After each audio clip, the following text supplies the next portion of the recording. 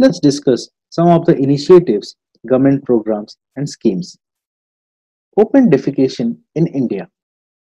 It is very worrying that 1 in 10 deaths in country linked to poor hygiene practices or situations. Around 450 million people in India defecate in public areas.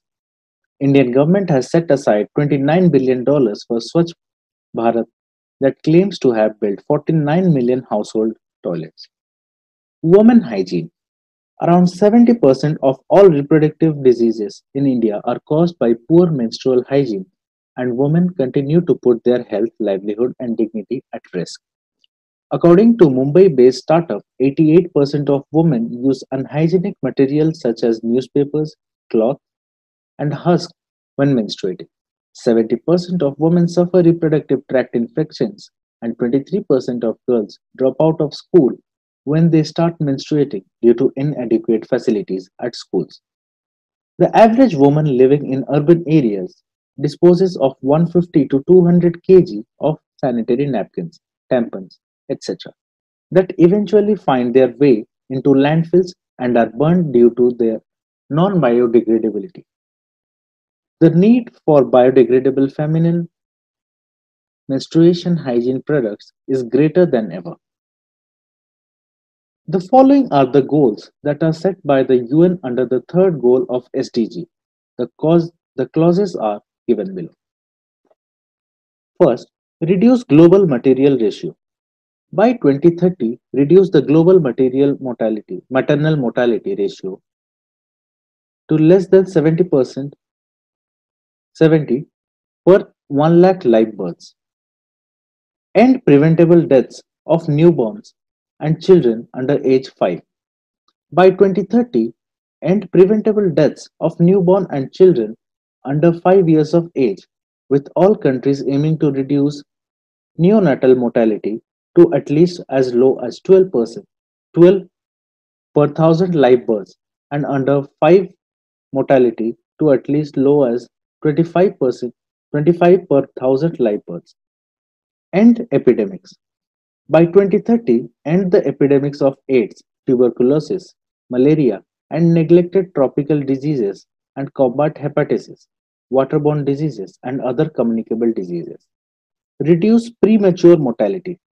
By 2030, reduce by one third premature mortality from non communicable diseases through prevention and treatment and promote mental health and well being. Prevention of drug abuse. Strengthen the prevention and treatment of substance abuse, including narcotic drug abuse and harmful use of alcohol. Reduction of traffic accidents. By 2020, half the number of global deaths and injuries from road traffic accidents. Access to sexual or reproductive health care. By 2030, ensure universal access to sexual and health and reproductive health care services, including for family planning, information and education, and the integration of reproductive health into national strategies and programs. Access to quality healthcare. Achieve universal health coverage, including financial risk protection, access to quality essential healthcare services, and access to safe, effective, quality, and affordable essential medicines and vaccines for all. Reduction of deaths due to pollution. By 2030, substantially reduce the number of deaths and illness from hazardous chemicals and air, water, and soil pollution and contamination. Implementation of WHO framework. Strengthen the implementation of the World Health Organization Framework Convention on Tobacco Control in all countries as appropriate. R&D of vaccines and medicines and their IPR. Support, support the research and development of vaccines and medicines for the communicable and non-communicable diseases that primarily affect developing countries.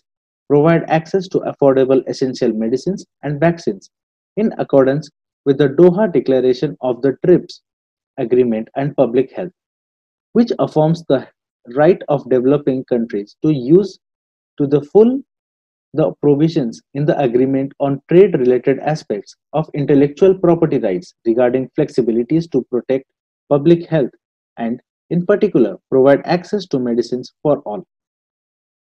Improvement of HR in health workforce.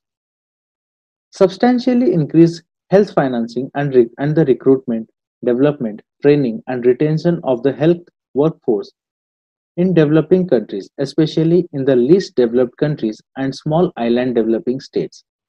Reduce global maternal ratio. Strengthen the capacity of all countries, in particular developing countries, for early warning, risk reduction, and management of national and global health risks. Challenges confronting public health. Silent epidemics. The health sector is grappled by the effects of already existing communicable and non communicable diseases. Added to this, the burden of emerging and re emerging diseases such as drug resistant TB, malaria, SARS, avian, avian flu, and H1N1 puts too much pressure in our current health sector. Health Information System.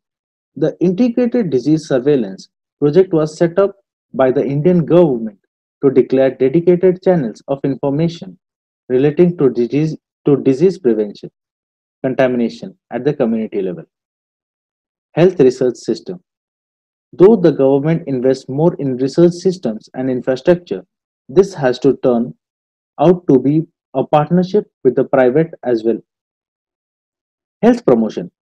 Widespread awareness on STDs such as HIV or AIDS, dangers of tobacco and drugs have to be done among the youths particularly. There are illustrations of behavior change among the youth when these are properly communicated. Scope of further action in health sector. The domains such as school health, mental health, referral system, and urban health still remain unexplored and not pursued by the government or private sectors. Role of governments and private sectors in health. Social determinants of health. Safe drinking water and general sanitation are critical determinants of general health. This could contribute to the reduction of communicable diseases up to 70 to 80%. Urban planning. The growth rate of the population in urban areas is 31.8%. It is predicted to be increased further. So the provision of water supply, sewage facilities and waste management need special care from the government. Inclusion in elementary education. Elementary education plays a major role in inculcating sanitation and health oriented practices in the minds of children. Nutrition. The setting up of mini Anganwadi centers in the backyard areas are good illustrations of the 11th five-year plan. Measures to curb micronutrients deficiency, food fortification, and nutritional supplements need interdepartment synergy to be effective. Social security. Manrega has the potential to change the complexity of rural poverty in India. This abundant potential of social capital has to be tapped by the government towards the health of villages or small towns. Food security. There exist inclusion and exclusion errors in the public distribution system. These errors are to be minimized by the government in an efficient manner.